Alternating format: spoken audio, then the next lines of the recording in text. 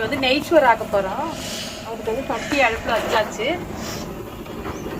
நம்ம வந்து ஆயில் ஊற்றிக்கலாம்.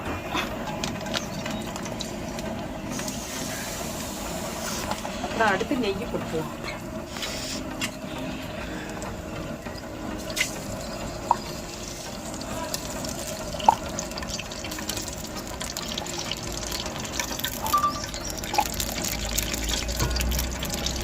அது கொதிக்கட்டும். நல்லா கொதிச்சு வந்து வந்ததும் போட்டுடலாம்.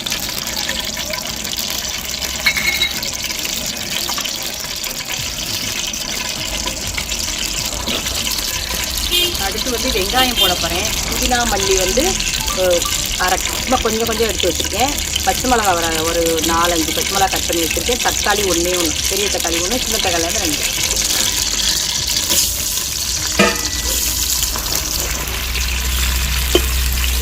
தக்காளி ரொம்ப போடக்கூடாது, நல்லா இருக்காது. அதனால் வந்து ஒன்று கட் பண்ணி வச்சுருக்கேன். வதங்கிறதுக்கு கொஞ்சம் உப்பு போட்டுக்கலாம்.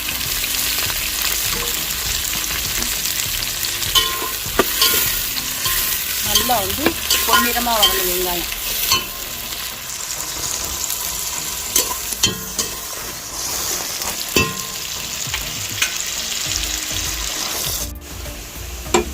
வெங்காயம் முருவிடுச்சு. அடுத்து வந்து போட்டுக்கணும் இஞ்சி பூண்டு.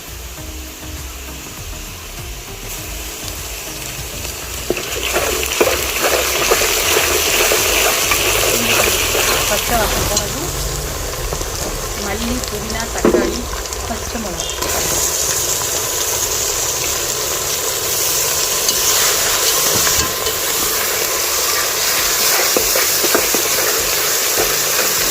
வதங்கட்டும்.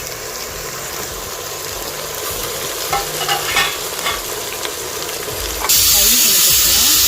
தயிர் வந்து ஒரு 2 ஸ்பூன் தயிர்.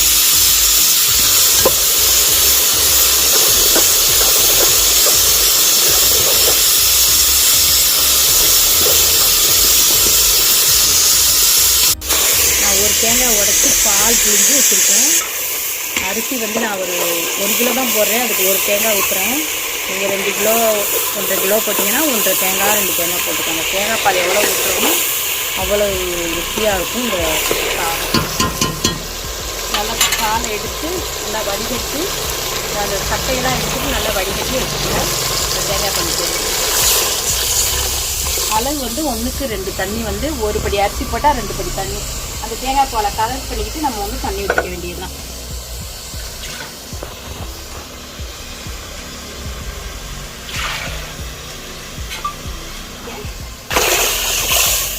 நீருமாக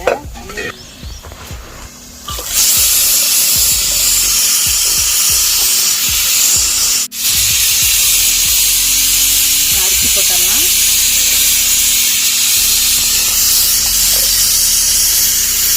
தேங்காய் பால் கொஞ்சம் கொதிக்கக்குள்ள போட்டுருங்க அரிசியை.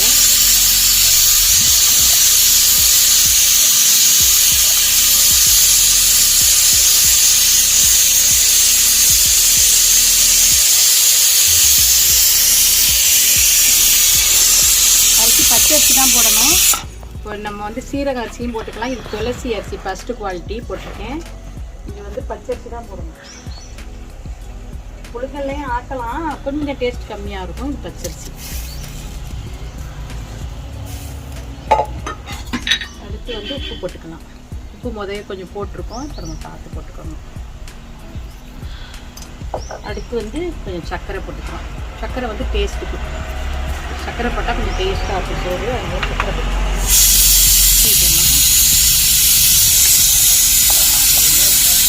சோறு நல்லா கொதிச்சு வருது. சரி, கொதிச்சு வரதும் தம் போட்டணும். மூடி போட்டு வந்து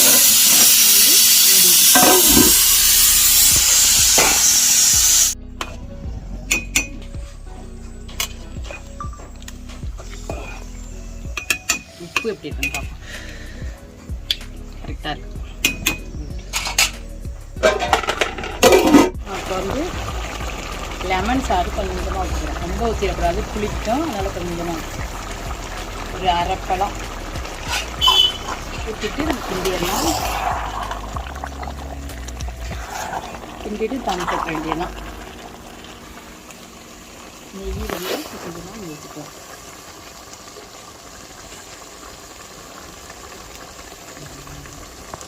அடுப்பை குறைச்சி சிம்மில் வச்சுருங்க. சிம்மில் வச்சுட்டு தோசைக்கல்லை வேணாலும் போடலாம். கீழே அடியில் வந்து தோசைக்கல்லை போட்டு அதுக்கு மேலே ஒரு வெயிட் தூக்கி வச்சிடலாம். இப்போ நான் தோசைக்கல்லாம் போடல, நான் சிம்மில் தான் வைக்க போகிறேன். வச்சு ஒரு வெயிட் தூக்கி வச்சிடலாம். வெயிட் உடஞ்சி வச்சுட்டேன். சோத்தை பார்க்கலாம்.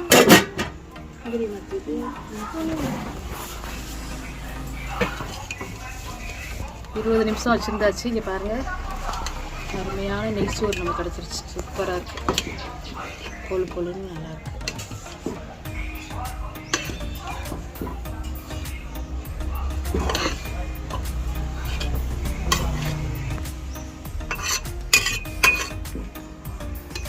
செஞ்சு பாருங்கள், அருமையாக இருக்குது.